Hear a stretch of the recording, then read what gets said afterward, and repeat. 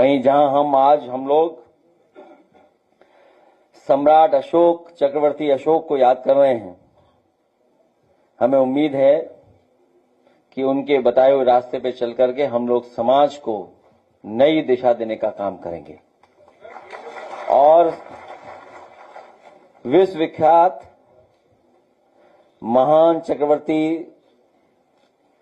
सम्राट अशोक के नाम पर लखनऊ में भी पहले भी मैं कह चुका हूं, जहां इतने महापुरुषों को हम लोगों ने सम्मान दिया है जगह जगह पर, देश में